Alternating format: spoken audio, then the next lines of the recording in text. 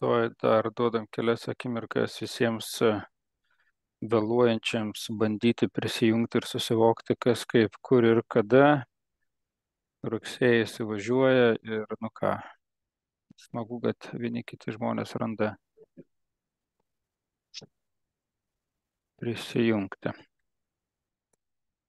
Okay. Gerai, tai ačiū Jums labai, kad prisijungėt ir šiandien dienos tema, jinai po pertraukos įvažiuoja tokių 3 susitikimų sezoną ir šiandienos tema yra apie tai, kaip mes turėtumėm matuoti pokyčio sėkmę. Spalio 24 dieną mano kolegė Lina pasidalins apie irgi įžvalgomis ir tokį turi paslėptą pašnekovą apie nuostatas, kurios padeda arba nepadeda organizacijoms keistis, o uždarysim šitų tokių 3 susitikimų webinarų ciklą lapkričio 28 dieną, kurio metu mes kalbėsime apie komunikaciją, kuri yra tinkama arba netinkama pokyčių metu. Ir judant į priekį, reiškia tokie praktiniai dalykai, kad jeigu turit klausimų, naudokitės chato zonomis, rašykite, mes tikrai juos atsakysime, pakomentuosime. Ir su manim šiandien yra ir Lina, matau, prisijungė, viskas tvarkoja, tai mes pasidalinsime tiek savo mintimis, tiek savo išvalgomis. Ką esam paruošę šiandieną per tą valandą nepilną su jumis pasidalinti, tai keletą tokių gal pagrindinių 4 klausimų, kurie labai dažnai, nenorim, visą laiką išlenda įgyvendinant pokyčius ir jie gali atrodyti iš vienos pusės labai paprasti ir labai tokie, savaime suprantami, bet į juos neatsakius arba su jais teisingai nepasidarbavus šitais dalykais mes po to susidurėm su eilė problemų, iššūkių įgyvendinant pokyčių metu. Tai vienas dalykas reiškia, kai mes turėtume apibrėžti pokyčio sėkmę, kas už tai turėtų būti atsakingas, konsultantas, kažkoksai vidaus darbuotojas, generalinis direktorius, ar ne, ką, kaip ir kada reikėtų matuoti įgyvendinant pokyčius ir kaip išvengti klaidų. Ir šito vietoj, mes galime juokauti, kad klaidų greičiausiai išvengti neįmanoma, bet kokiu atveju mes tikrai galime sumažinti šitų klaidų skaičių. Tai tokie yra 4 pagrindiniai klausimai, kuriuos mes norėtumėm su jumis pasidalinti. Ir eigoj, jeigu kils mintis, klausimas, prašau, nebūkite kuklus, pasirašykite, užduokite komentarą, klausimą į pokalbio zoną arba kai pabaigsime turinį, tai mielai kviesim ir galbūt garsiai pasidalinti savo šitų klausimų. Tai pradėkime nuo apibrėžimo sėkmės ir nuo ko tai prasideda, kaip tai galbūt daryti labai tai paprastuoju būdu. Ir galbūt prieš atsakant į šitą klausimą reiktų pačioj pradžioj judėti į to tokio susitarimo, ką mes vadiname pokyčiu ir kokios yra dedamosios dalis. Ir šitą skaidrę mes visą laiką vadiname yra tokia kaip vertės parodymas, tai kaip pokyčių vadyba jinai prisideda prie organizacinės sėkmės, prie strategijų įgyvendinimo. Ir mes visą laiką, pirmas fundamentalus dalykas, kad pokytį darom dėl tam tikros priežasties. Yra kažkoks tai business cases ir ar tai būtų strateginė kryptis, ar tai būtų kažkokie tai kiti numatyti rodikliai, ar priežastis, ar galimybės. Bet organizacija, jinai startuoja su pokyčiu, turėdama labai aišku užsibrėžtą tikslą, ką nenori to pasiekti, kokią problemą spręsti ir galimybę įgyvendinti. Ir tas judėjimas į naują rytojų, iš esmės, meta organizacijai 3 tokias būsenas, sakome, ir net dabartinė, taip, kai jinai dirba dabar, į norų šviesų žalią rytojų. Ir tai reikalauja, kad organizacija pereitų per tokį pasikeitimą ir tas pasikeitimas susideda iš 2 dalių. Viena dalis yra techninė pusė. Ar techninė pusė mes sakome tai, kad organizacija turi sugalvoti sprendimą problemai spręsti, jinai turi sukurti tą sprendimą ir įgyvendinti. Ir tai mes čia kalbame apie projektų valdymo principus. Ar tai gali būti IT sistema, tai gali būti klientų orientuotos kultūros sistema, tai gali būti 360, tai gali būti ugdymo sistema, tai gali būti vertybėmis grįsta sistema, nesvarbu, bet iš esmės mes sakome, mes turim sugalvoti ją, kad jinai būtų teisinga, mes turime ją sukurti, kaip jinai tiktų ir reiškia įdiegti pagal numatytą biudžetą ir apribotus duotus išteklius. Tačiau tam, kad ta techninė pusė jinai duotų norimą rezultatą, mums yra labai svarbu užaktyvinti vadinamą žmogišką pusę, tai reiškia tie žmonės, kurie bus paveikti pokyčių metu.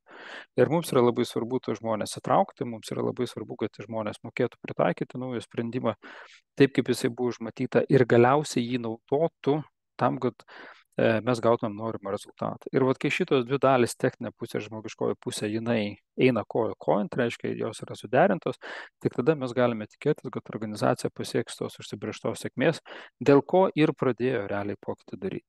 Ir šičia mes iš karto turime tą užkoduotą problemą, kuri susideda iš dviejų dalių. Viena problema yra tai projektų lygmenį, kaip mums užtikrinti, kad reiškia projektas pasiektų tą norimą rezultatą su laiko pribojimais, kuris yra duotas, su resursais, kurie yra duoti.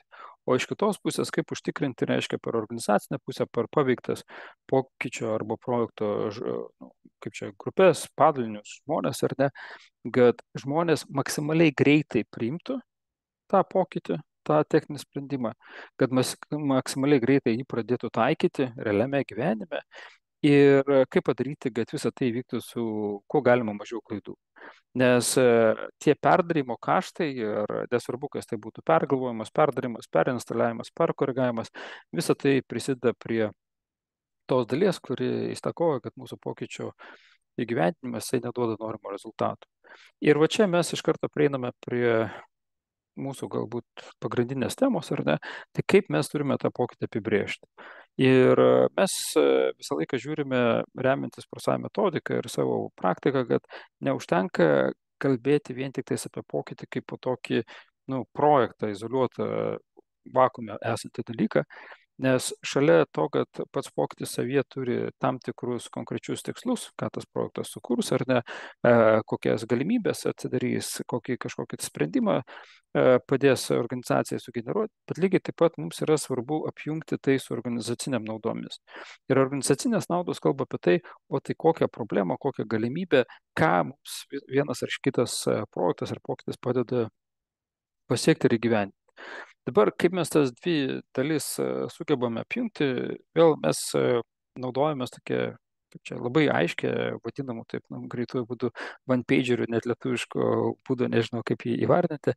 Tai yra, reiškia, 4P modelis, kuris padeda atsakyti tokius 4 pagrindinius dalykus ir praktiškai visi projektai, kuriuose aš su Lina dalyvauju kaip konsultantai, mes iš esmės praktiškai net nepajudam su projektu į priekį, kol su valdyba ir projekto komanda nesame apsirašę vieno projekto, to pokyčio, apie kurį kalbam, viename lape.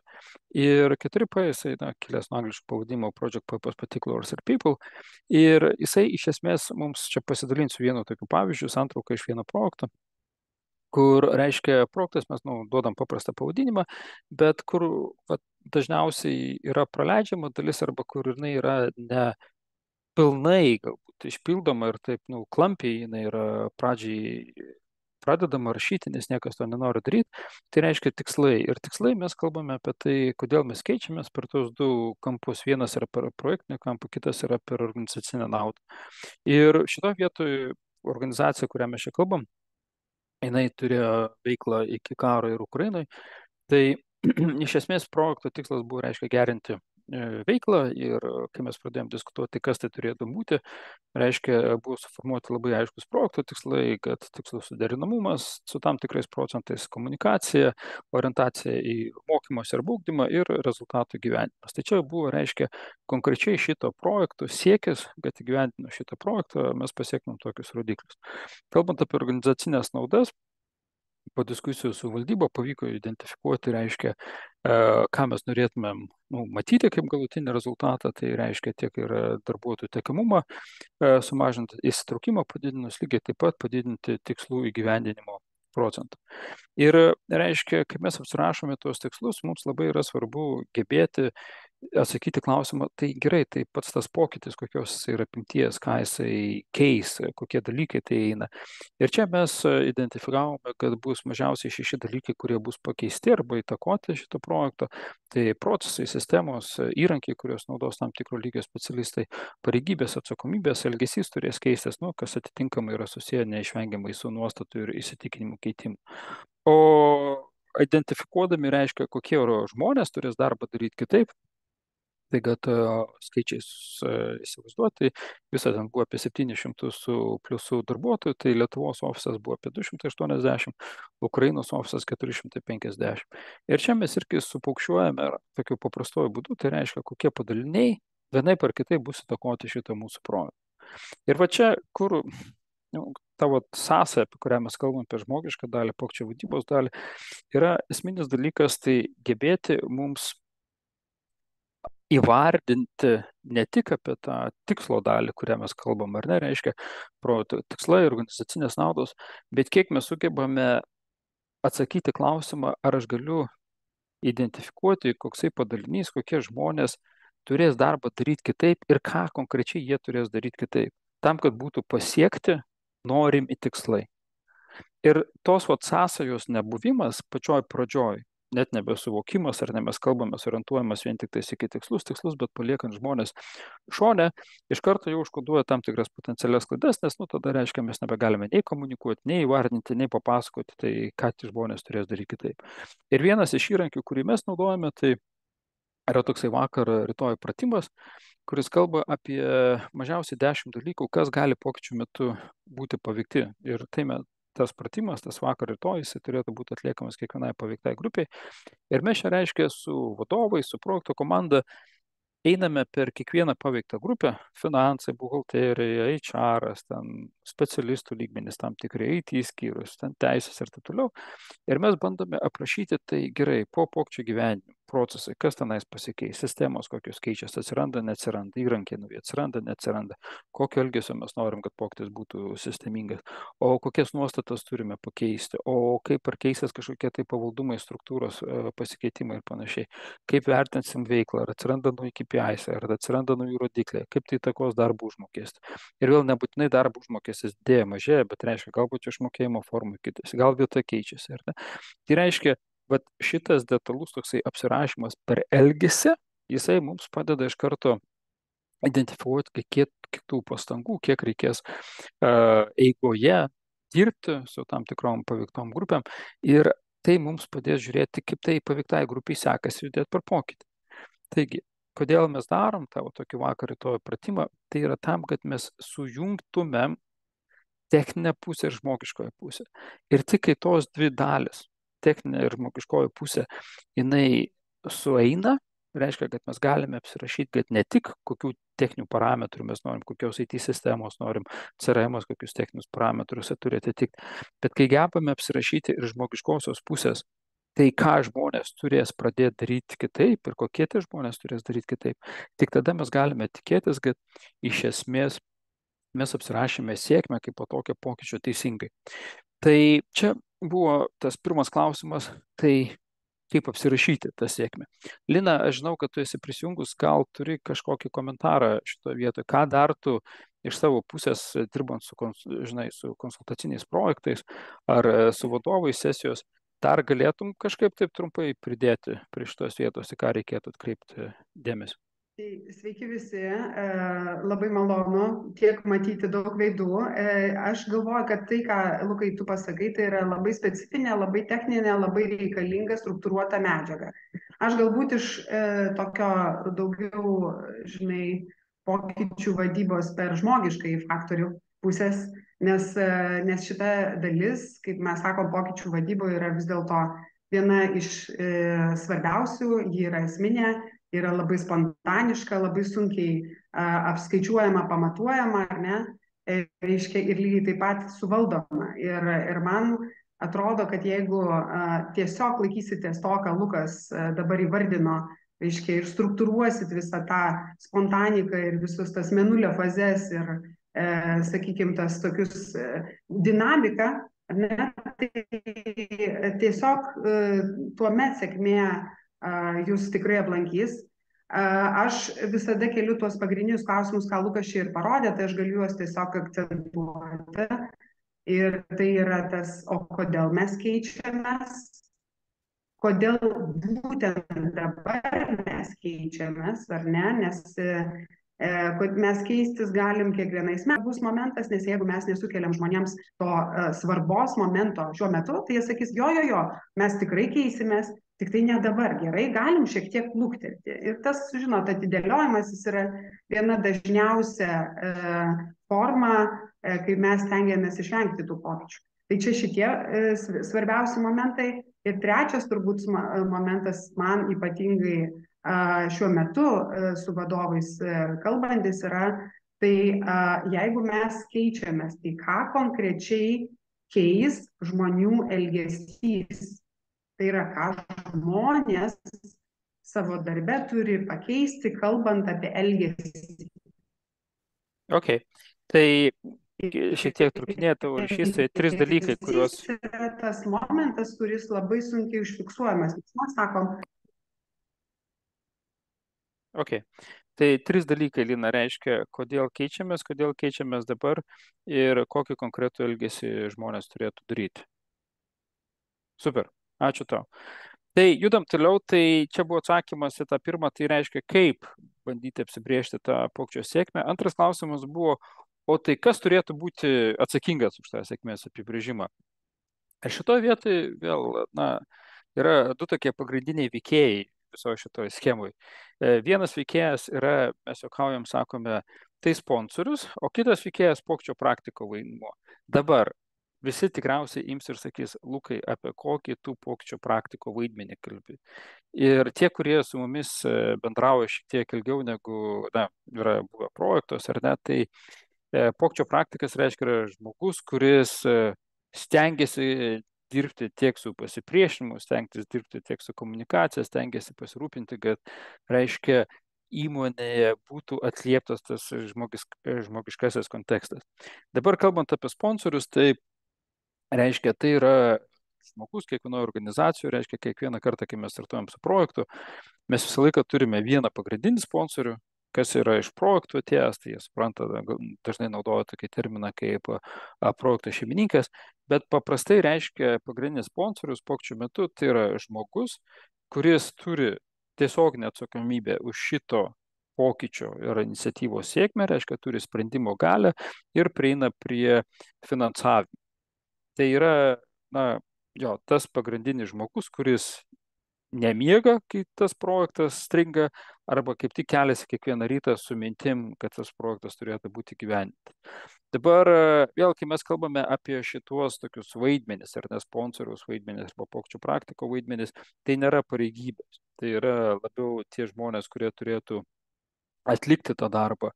Ir dažniausiai pagrindiniai sponsoriai būna iš top managemento grandies, nebent tas projektas yra šiek tiek mažesnės strateginės reikšmės ir tada gali būti, kad sponsorystę prisiema vidurinės grandies vadovai. Dabar pokyčio praktiko vaidmuo, to pagalbininko žmogaus, ar ne, kuris yra už scenos, tai jo rolė yra padėti pagrindiniams asmenims arba penktoms grupėms tą sėkmę apsirašyti. Ir dabar reiškia, kai mes kalbame apie sponsorių, ar ne, ką jisai turėtų daryti, kiek jisai turėtų prisidėti prie atsakymų tai klausimo, tai koks tas pokytis yra ir ką Lina minėjo, kodėl dabar, ką konkrečiai turėtumėm keisti, tai mes tai norime išgirsti iš aukščiausios grandies vadovų, iš pagrindinių sponsorių. Ir jie turi mums pasakyti, tai kodėl tai darome, didelis kodėl, apibrėžti ir padėti suvokti, tai kaip tai atrodys tas rytojų situacija, kokia ta veikla turėtų atrodyti, koks elgesys, kokio elgesio tikiuosi, gal nėra tiek daug detalių ar ne, bet tiek projektų lygmenį, tiek organizacijos naudos lygmenį. O pokyčio praktiko vaidmuo reiškia to žmogus, kuris nori užtikrinti, kad mes kažkaip atliepiam tą žmogiškoje pusę, yra padėti suformuluoti tą sėkmės apibrėžimą, užduodant tokius galbūt nepatogius klausimus, nesmagius klausimus, nes kartais, kai kalbame valdybos lygmenį, top managemento lygmenį, žodynas skiriasi nuo to, ką supranta žmonės ir tą, ką mes norėtumėm, kad jie suprastų. Todėl to žmogaus dešinėje pusėje skaidriai, ar ne, nesvarbu po kokią rolę tai būtų, ar personalo vadovas, ar kokybės vadovas, ar ten inovacijos, ar plėtros vadovas, ar ne, jisai turi būti, ar projektų vadovas paskirtas, ar ne, jisai arba jinai turėtų užduoti tokius klausimus, paaiškinančiai sakytų, tai gerai, paprastai žodžiais, tai kodėl reikia to pokyčio, kodėl reikia jo dabar, kas bus, jeigu mes nepasikeisim, ar ne? O tai kokia problema tai sprendžia, kokią galimybę mums tai duoda, o ko norime pasiekti kaip organizacija, nes tenais padaryti, įdėkti ten coachingų grįstą organizacinę sistemą arba kultūrą, tai nėra pats tikslas kaip tikslas, reiškia, tai nauda iš to neteina, reiškia, tai duos kažkokią apčiuopiamą kitą dalyką. O kaip žinosime, kad projektas įgyvendina tai, ko siekime, kaip pamatuosime, ir o čia atsiranda, tas klausimas teisingas, kuris sako, tai gerai, mielas sponsoriau, pasakyk, prašau, iš kur tu žinosi, kad mes judam teisinga linkme. Ir va čia, kur dažniausiai mes pastebim, bent jau aš iš savo projektų, kad yra tokie šiek tiek takoskara, kad kartais projektų žmonėms arba tai dešiniai pusėje, ar ne, jie labai įsitraukė, stengdamiesi aprašyti tos sėkmės kriterijus ir kažkaip mūsų pagrindiniai sponsoriai, jie neprisideda tiek, kiek jie reikėtų prisidėti. Ir mes kartais sakom, ar nėra tai, kad tas projektų vadovų žmogus ar tas pagalbininkas, kuris turi atliepti žmogaus pusę, ar nėra tai, kad jisai daro ne savo darbą. Nes sėkmės apibrėžime pagrindinį vaidmenį vis dėlto turi atlikti pokyčių pagrindinis sponsorius. Tai čia sakant į klausimą, tai kas tai turėtų padaryti. Lina, jeigu esi su mumis, gal tu irgi šičia kokį vieną kitą komentarą su tuo, kaip tau sekasi pastebėti arba, kaip sekasi tavo klientams apsibrėžti sėkmę ir kas labiausiai prie to prisideda. Aš žinau, kad kartais klientai labai nori, sako, tai jūs konsultantai, jūs imkite, parašykit, kas čia turėtų būti. Jo, aš manau, kad viena iš pagrindinių bėdų, tai kai ateina HR ir sako, mes turim padaryti pokytį. Ir sako, tai aš esu sponsorius, aš visai gyvendinsiu, žinai, ir tokiu atveju mes turim bėdą iš karto, nes kaip mes žinom, ar ne, ir prosai tyrimai sako, kad 50% pokyčio jau iš karto žlunga, jeigu pagrindinis sponsorius, kas dažniausiai yra aukščiausio lygio vadovas, arba tai yra generalinis direktorius, arba CEO, jeigu jis šiuo atveju nesponsoriauja. Ir aš turėjau ne vieną atvejį, dėja, kai pokyčiai dėl to žlungo. Ir tada, žodžiu, žmogiškųjų išteklių vadovė dėja turi problemą, ji nuleidžia rankas ir sako, ai, tai šitoje kompanijoje neįmanoma padaryti jokių pokyčių. Tai va, tai aš sakyčiau, kad bet kokiu atveju žmogiškųjų išteklių arba projekto vadovas, jis turi pirmiausia turėti kontraktingą su generaliniu direktoriumi apie tą pokytį. Super. Apie tą pokytį. Tai čia yra esmė. Pirmiausias dalykas, ką turi tai padaryti. Super. Tai tiek. Dėkui. Nu va, ir mes jau taip pakankamai greitai judame prie trečio klausimo, kur o tai ką, kaip ir kada reiktų matuoti, kai jau tą pokytį mes įgyvendinam. Sakom, gerai, apsibrėžiam sėkmę. Ok, pabandėme, jau tenais apsirašėme, įtraukėm tos atsakingus sponsorius, bet o tai tada jau pradėjome gyvenimo pokyčių ir ką, kaip reikėtų matuoti. Ar dabar vėl mes, čia tas su matavimais, vėlgi, jeigu ten, manau, Lina pasidalinti savo įžvalgam, bet dažniausiai, kai eina kalba apie matavimą iš praktikos, matome, kad ta vieta yra tokia viena silpnesnių, galbūt reikėtų sakyti. Tai dabar aš pasidalinsiu, ką siūlo geriausios praktikos ir tada vėl pasimatuosim, pasidalinsiu savo įžvalgom, Lina tikriausiai, o kas yra daroma, kaip sekasi tai daryti ar ne, ir kokios su to susijusios galbūt problemos ir iššūkiai atsiranda. Iš esmės, mums yra labai svarbu, ką jau kalbėjom pačioje pradžioje, žinoti tai, ką mes norime pasiekti. Ir mes, remiantis prosai metodiką, savo projektuose stengiamės visą laiką matuoti tokius 3 lygmenius kiekvienu metu, kiekvienam projektui, kuriame įeiname. Vienas tai reiškia labai aiškiai žiūrėti, kaip mūsų pokytis prisideda prie organizacinių rezultatų. Tai reiškia organizacijos tikslai, kurie buvo pasiekti projektų metu ir kaip mes link to einam. Antras lygmuo tai yra tam tikrų paveiktų žmonių, kurie reiškia, Lina kalbėjo apie elgesį, reiškia tie asmenys, kurie turės pasikeisti, kurie pradės daryti darbą kitaip, kaip efektyviai šitie žmonės eina per tas savo individualias transformacijas. Ir čia kalbame apie įsisavinimą ir naudojimą, reiškia, kaip efektyviai aš pradedu demonstruoti norimo elgesį. Ir trečias yra pjūvis atsiprašau, tai kaip gerai mes darom pokyčių vadybą. Ir pokyčių vadyba čia eina apie tą patį dalyką, reiškia, kiek tai, ką mes suplanavome, duoda ar neduoda rezultatų. Ir kiekvienam šitam pjūviui yra skirtingi naudojami, reiškia, ir įrankiai, ir skirtingai jie susiję vienas su kitu. Dabar, reiškia, kodėl mums yra svarbu matuoti tuos skirtingus pjūvius. Viena tai, kad individualūs rezultatai, reiškia žmonių tos individualios transformacijos, naujo elgesio demonstravimas, padeda mums sujungti ir parodyti, kad, na, jeigu kaip žmonių efektyvus elgesio pasikeitimas prisideda prie norimo apčiuopiamo rezultato. Nes jeigu žmonės nepradės daryti tai, kas buvo suplanuota, kad jie pradės daryti, tai tie projekto tikslai nebus pasiekti. Jeigu žmonės nenaudos efektyviai arba taip, kaip gerai buvo numatyta CRM, tai tas CRM bus tik tais kaštai, ar ne? Ir niekas, nei ten pardavimo efektyvumas padidės, nei ten dar kažkas, ar ne? Taip pat, kai mes kalbame apie pokyčio valdymo rezultatus, mes kalbame apie tai, kad mūsų veiklos iš organizacinės pusės, ir kai aš kalbu pokyčio valdymo iniciatyvos arba veiklos, tai aš kalbu apie komunikaciją, apie pasipriešimo valdymą, apie mokymus, apie tam tikras sesijas, apie tam tikras renginius su darbuotojais, ar ne? Tai reiškia, mes jas darome tam, kad skatinti tas individualias elgesio pasikeitimo transformacijos. Ir šito vietoj reiškia, tie trys lygiai, jie mums padeda užtikrinti, kad mes, net atsitiktinius vienetus matuojam, nes labai dažnai projektai sako, organizacijos turi ten stirkomus arba tos komitetus, vadinimus PPK, projektų priežiūros komitetus. Tai ten labai dažnai žiūri timeline'us patį projekto ir biudžetą. Bet va šitų dalykų, apie ką mes kalbame, kaip paveiktos grupės naudoja ar nenaudoja, kiek atsilieka suplanuotas naudojimas arba pritaikomumas nuo tai, kas buvo projekte, apie tos dalykus, ten minimaliai arba iš vis jų net nėra. Tai va, tai reiškia, kai mes žinome, kad yra tie trys skirtingi pjūviai, mes turime tada, trumpai pasižiūrėti, o tai apie ką eina kalba, kokie tai yra įrankiai. Ir aišku, kadangi mes dirbame su ProSci metodika, tai mums yra pasisekę, kad turime prieimą prie tokių superinių įrankių kaip ProSci pokyčių trikampis arba atkaro įvertinimas, kuris yra individualus pokyčio modelis, ir lygiai taip pat ta apatinė dalis, tai tiesiog veiklos pagal planą.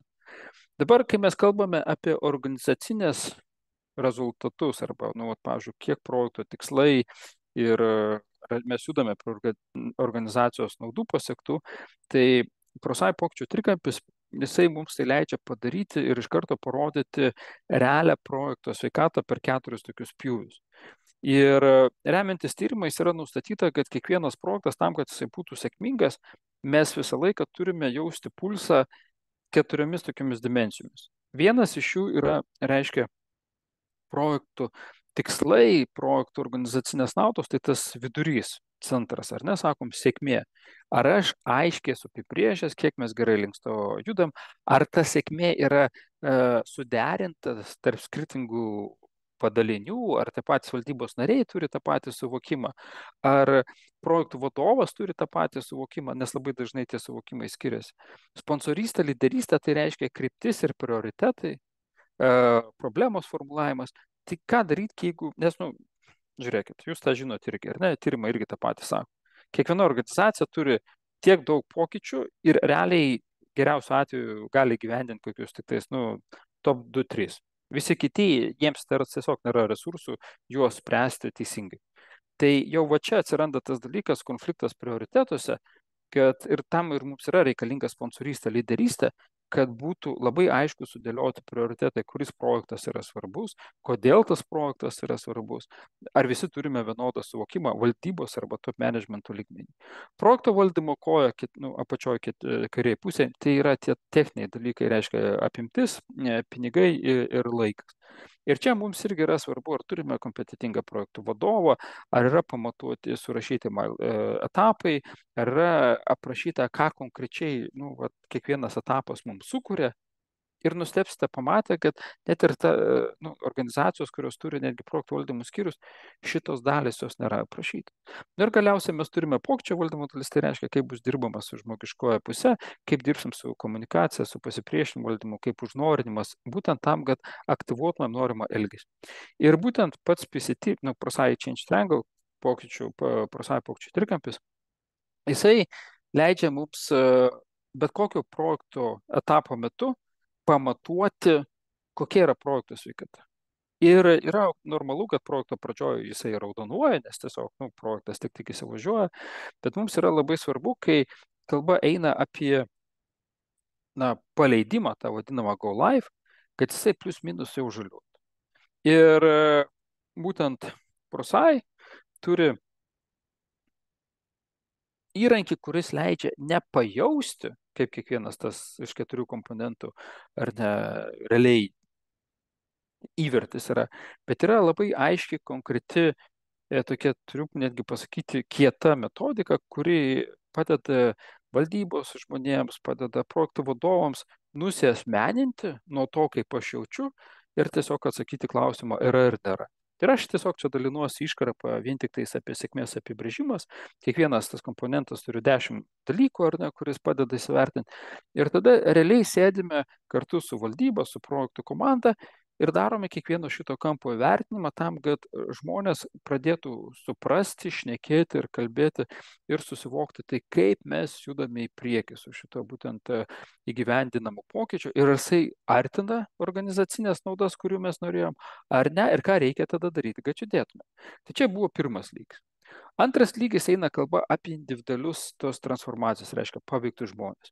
Ir vėl, kadangi šitas webinaras nėra tai, kad mes papasakotum jums apie atkarą, kas norit, sekit mus ir daugiau, bus webinarų ir apie atkarą, tai tiesiog trumpai primenu, kad tai yra individualaus pokyčio modelis, kuris sako, kad tam, kad žmogus pradėtų elgtis kitaip, jisai turi pereiti per tokius, mes turim užtikrinti iš organizacinės pusės 5 esminius komponentus.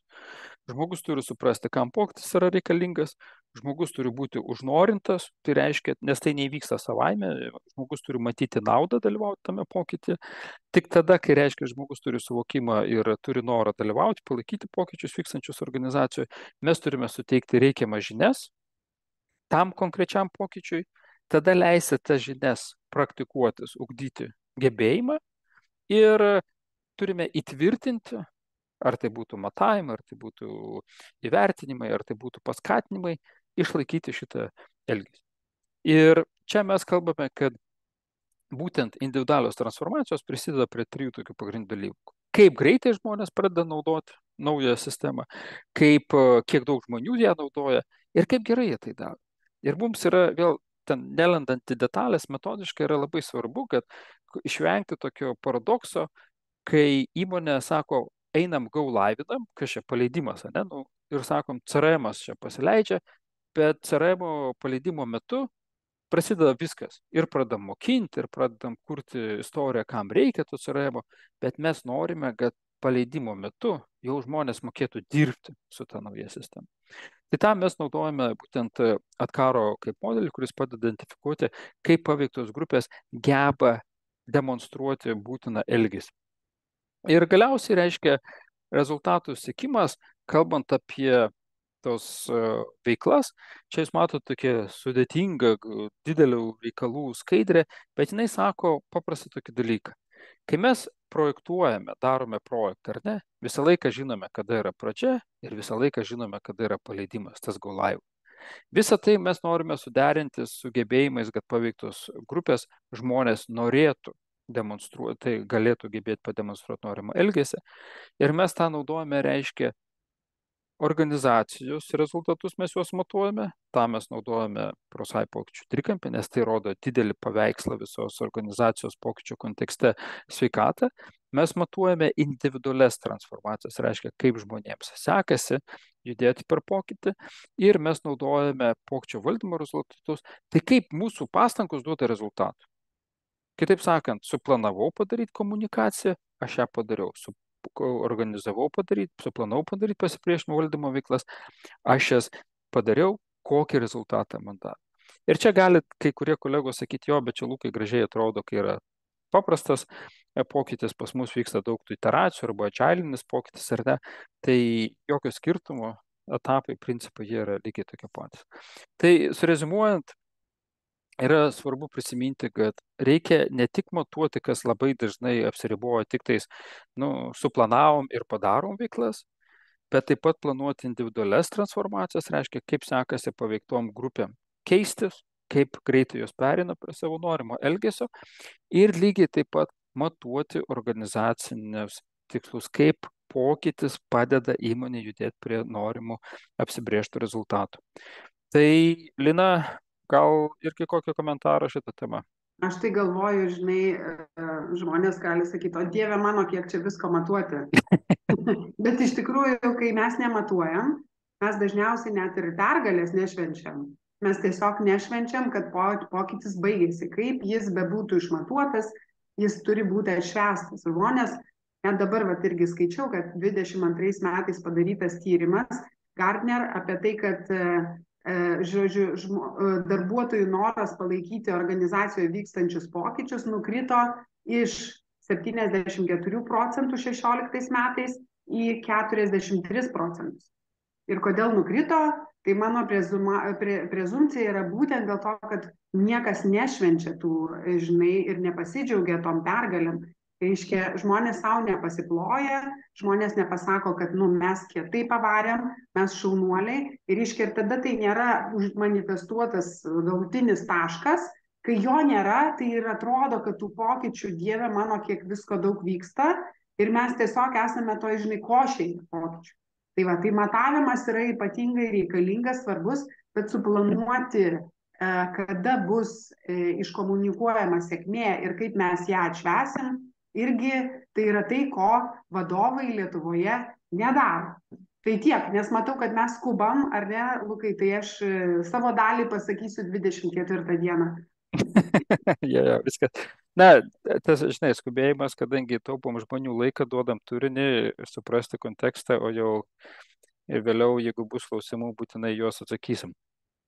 Na va, ir tada pagaliau ateinam prie tų klaidų, ta prasme, kaip jas galim išvengti, ar galim jų išvengti, ar galim jas sumažinti. Tai aš šito vietoj kažkaip sakyčiau, jau tą darbą darom daugiau negu 1 metus ir smagu matyti, kad įmonių branda pokyčių gyvendimuose tikrai jinai auga, bet vis tiek yra tam tikrų dalykų, kur, kaip tenais tose anekdotuose pasakojo, gatvinetu 2 kartus ant grėblio nelipa, ar ne? Tai vat aš pasidalinsiu tokiom top 5 iš savo pusės pastebėtom klaidom, kurios jos yra matomos ir, gal tai padės kažkam neužlipti ant to pačio grėblio, kurio kitos organizacijos yra užlipusios.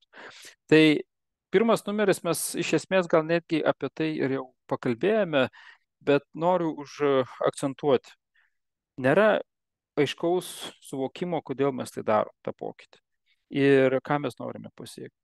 Ir tas būtent pokytis labai dažnai kartais netgi būna, dažnai būna, kur mes ateiname, kur pakviečia, kad yra tam tikros iššūkiai ir problemos, jisai yra kažkaip pakabintas, kaip ir siejasi su strateginiam kryptim, kaip ir atrodo, kad yra svarbus, bet realiai, kai paprašai sujungti ir sakyti, tai kaip tai prisidės, nelabai kas gali aiškiai atsakyti šitą dalyką. Tai ir yra tikrai labai dažna situacija, kai diskutuojant su klientais, ten netgi sako, mes valdyba ten kokius 6-7 mėnesius jau atrodo tai darom, bet realiai, kai užduodi tą klausimą, mes negalim tau labai konkrečiai atsakyti.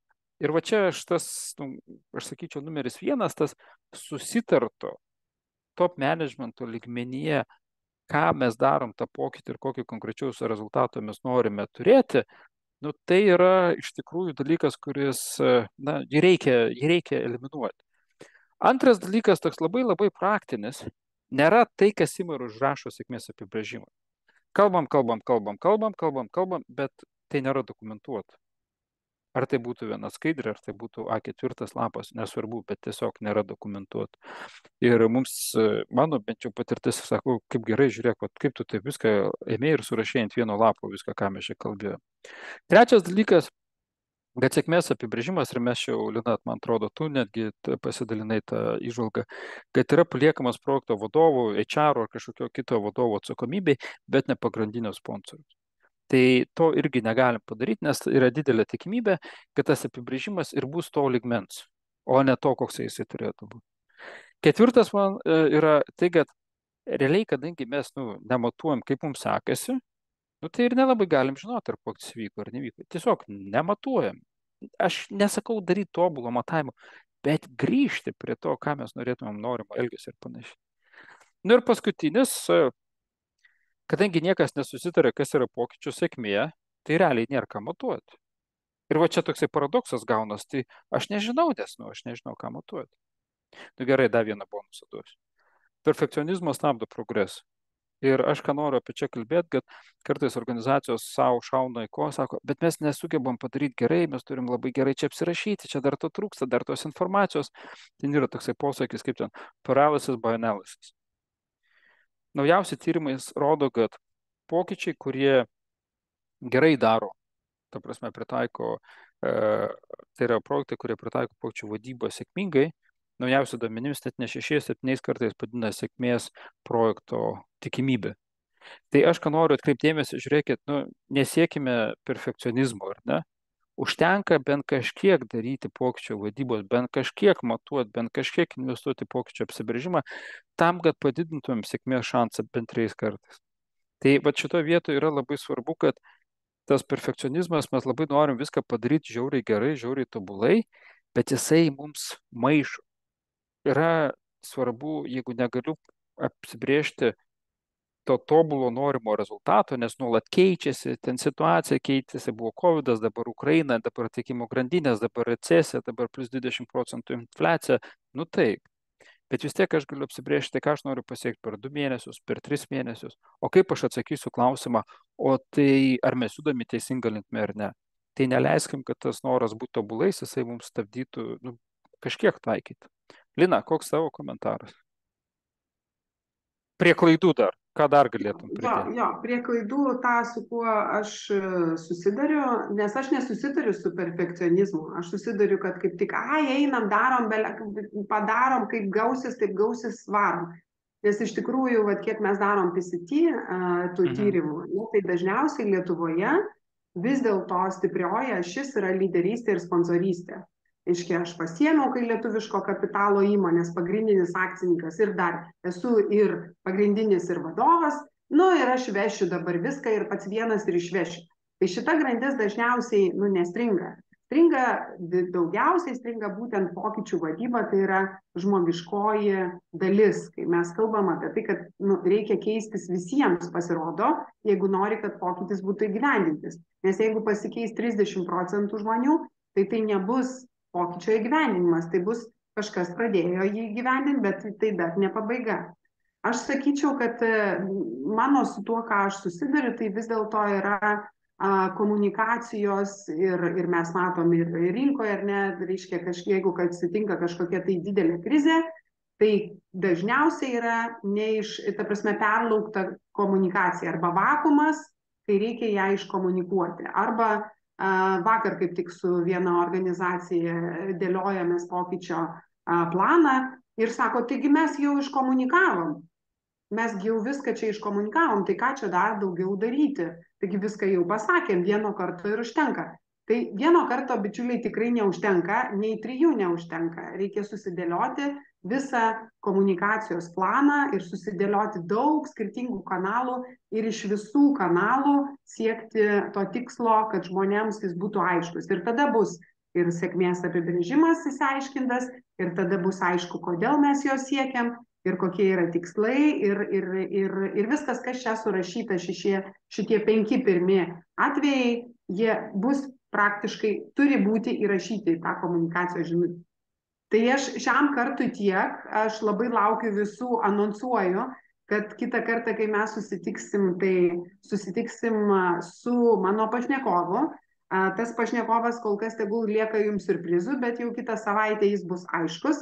Ir mes kalbėsim būtent apie vieną konkretų atvejį, apie vieną konkretų pokytį organizacijai. Didelė transformacija, kas ten pasisekė, kas nepasisekė, ką darė taip kaip Lukas pasakė, ko nedarė, ir tada pasižiūrėsim, galbūt aš taip tikiuosi, kad jums taip pat patiks. Tai paėmiau ir rezimavau, super, Lukai, sorry. Super, Lina, ačiū tau labai, dėkui. Tai su Linos rezume mes ir grįžtam prie, kaip ir žadėjau, per 45 minutės pasidaliname turiniu. Tai tokie greituoju būdu prabėgome per tuos 4 klausimus, tai kaip apibrėžti pokyčio sėkmę, ar ne, kokie tie principai, prisiminti, kad ne tik yra finansai, bet yra ir žmogiškasis dalykas, kad už sėkmės apibrėžimą ne projektų vadovas yra atsakingas ar kažkoks deleguotas vadovas, bet pagrindinis sponsorius irgi turi vaidinti didelę rolę. Lygiai taip pat, kad matuojant pokyčius vis dėlto yra svarbu bent jau kažką matuoti, nes jeigu nematuosime, tai nieko ir negausime, kaip Lina minėjo, nebus ką švęsti, nebus ką užskaityti, bet prisiminkime, kad yra daugiau negu kad kažkokie tai veiklos įgyvendinimas. Mums yra labai svarbu matuoti pokyčio sveikatą, kaip jisai juda, kokios yra tendencijos viso projekto metu, kaip sekasi žmonėms keistis, demonstruoti naują elgesį ar ne. Na ir aišku, bet kokiu atveju mūsų veiklų efektyvumą ir kokios tos klaidos ir kaip jų išvengti. Ir taip, komunikacija yra labai stiprus dalykas, tačiau neleiskime iš tikrųjų neleiskime norui padaryti viską tobulai, stabdyti judėjimą į priekį. Tai tokie buvo 4 klausimai. Kaip ir minėjau, mielai rašykit, klauskit savo komentarus į pokalbio zoną. Ir pabaigai noriu tik priminti, kad Lina su savo pašnekovu priims visus norinčius pasiklausyti ir padalyvauti toje diskusijoje spalio 24 dieną, lapkričio 28 dieną bus diskusijos apie teisingą, neteisingą komunikaciją pokyčių metu, o aš iš savo pusės dar noriu priminti, kad lapkričio 9-11 dieną yra gyva sertifikavimo programa, tai kas nori daugiau sužinoti, tai ir parašykite arba LinkedIn komentarą palikite, tai pasidalinsim informaciją, kas ten apie ką, bet būtent sertifikacinė programa yra tai, ką mes čia kalbam, 3 dienų konkretaus projekto analizavimas, pokyčių plano sudėliojimas. Tai, tai kam tas klausimas yra aktualus, labai kviečiam. Ir lygiai taip pat, jeigu tos temos, apie kurią diskutavom, ar norit labiau kažką išgirsti, ar kažkokius apie įrankius sužinoti, nesikuklinkit, parašykit, ar pakomentuokit, ar man, ar Linai, ar LinkedIn, ar e-mailu. Mes tikrai visada norim ir pasidaliname savo įžvalgomis, mintimis, ir tai tiesiog kainuos jums kavos puodelis bent jau pirmam susitikimui. Tai tiek, ką aš norėjau su jumis pasidalinti turinio kontekste. Ir grįžtame gal į tą tokį, ačiū Lina, iki, matau, jau tu majuoji.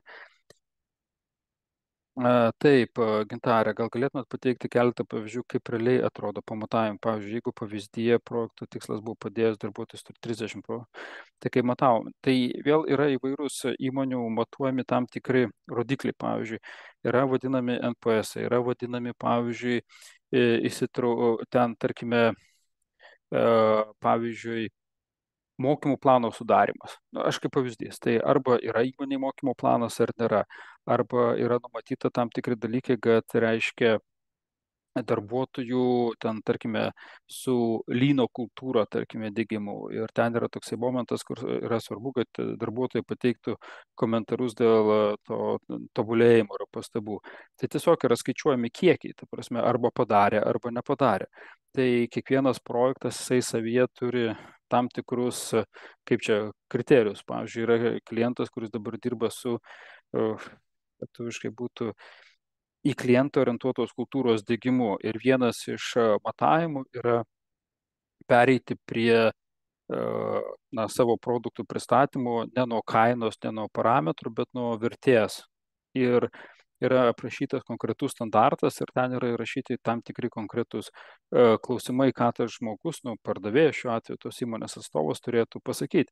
Ir tiesiog yra pokalbiai įrašomi, jie yra klausomasi ir tiesiog žiūri, arba yra tai padaryta, arba nėra tai padaryta. Tai va tokių konkrečių atvejų tie matavimai yra, bet yra labai svarbu viskas, ką mes ir kalbam, sąsaja su tuo, tai koks tas buvo elgesys, kurio mes norėjom. Ir vien ta diskusija yra labai naudinga, nes kartais žmonės sako, jo mes naudosime darbuotojų lojalumą, pavyzdžiui. Tai darbuotojų lojalumas irgi yra matuojamas per kelis dalykus. Vienas iš jų yra, reiškia, tekamumo sumažimas, kiek žmonės keičiasi, ta prasme, arba kokį tenais komentarą palieka ar rekomenduoja. Ar dar pavyzdžiai atkar individualiame lygmenį? Nelabai esu tikras, kad suprantu, bet tada, Gintarė, gal tiesiog atkaras, jisai, sakome, pradėkime nuo to, kad žmogus norime, įdėgėme naują veiklos standartą arba klientų aptarnavimo standartą. Klientų aptarnavimo standartas, jisai reiškia, tas A pirma raidė yra suvokimas, sakoma, žmogus turi suprasti, o tai kam tas standartas buvo dėktas, kodėl yra svarbu, kad mes apie tą standartą pradėtumėm taikyti, kas bus, jeigu to netaikysiu, kokia tai bus įtaka organizacijai. Tai reiškia, kam apskritai mes tai darom. Tai čia reiškia suvokimo didinimą. Antras komponentas yra užnorinimas arba desire ar netroškimas. Jisai sako, kaip padaryti, kad žmogus iš esmės panorėtų prisidėti prie to standarto taikymo, nes vėlgi tyrimai rodo, kad didžiausias pasipriešinimas ateina iš žmonių, kurie iš vis neturi suvokimo, o kam tai yra daroma. Kažkas padarė ir sako, dabar tu turi daryti. Tai net 80% pasipriešinimų galima sumažinti, jeigu yra daroma teisinga komunikacija, argumentuojant, kodėl mes apskritai tą pokytį darom. Tai dabar reiškia, norinti žmogų užmotyvuoti arba užnorinti arba padaryti, kad jisai priimtų sprendimą palaikyti tą pokytį, vėlgi yra eilė praktikų, bet vienas iš jų yra labai aiškiai atsakyti klausimą, o tai kas tam darbuotojui iš to, kad jisai naudosis. Ir dažnai ten mes su vadovais turim tų diskusijų, sako, visi ten, žinai, darbuotojai tinginiai tenais ir taip toliau, tų epitetų jų pilna yra visokiausių. Bet taip nėra. Tai klausi, o tai ar tam žmogui bandėm išaiškinti, kodėl tai yra svarbu ir ypač tai yra, jeigu su IT kažkokių sistemų atnaujinimais, ten dažniausiai būna, kol perini prie naujos sistemos, tai tas darbuotojas turi dirbti su 3 senom sistemom, tai darbo krūvis padvigubėja, bet jeigu tu paaiškini, kokia bus nauda, kas iš to bus, ką mes norime išspręsti, kokias klaidas norime išspręsti, panašiai, tikėtina, kad tai prisidės prie tos D raidės arba užnorimo padidinimo. Ir tada tik šitoje vietoje mes jau padarę suvokimo užnorinimo klausimus, atliepę juos, galime sakyti, gerai, tai kokiu tau mokymų reikia, kad tu būtum sėkmingas šito pokyčio metu.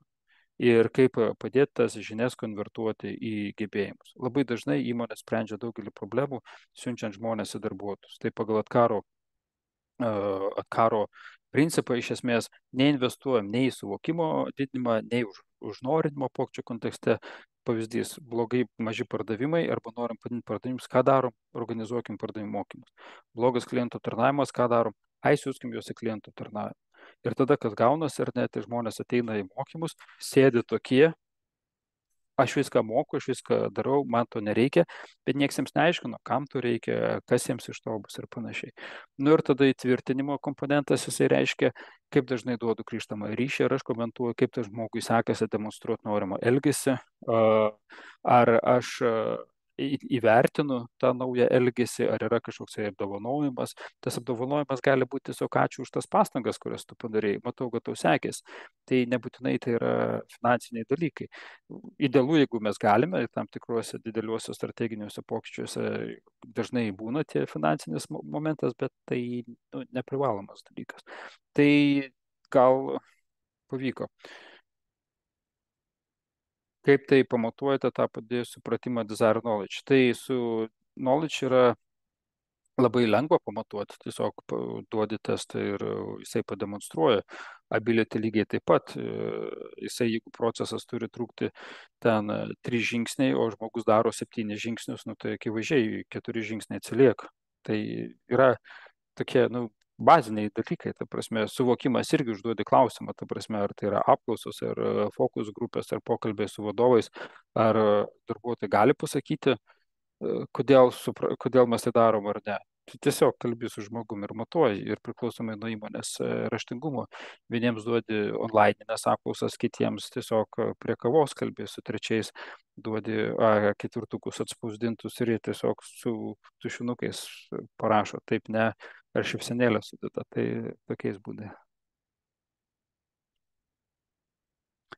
Dar kokių minčių, komentarų?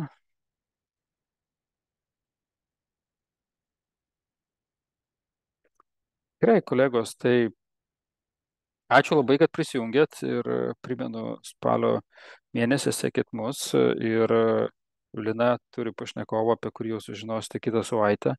Laukime jūsų naujuose mūsų susimatymuose, tikiuosi, kad buvo naudinga ir prisimkit drąsą ir nebijokit, parašykit, jeigu turit kažkokį klausimą, tai būtinai pakomentuosim. Ačiū Jums labai, gero laiko, gero likusio pirmadienio ir susimatysim kitą savaitę LinkedInuose ar kažkur kitur ar gyvuose susitikimuose. Viso gero.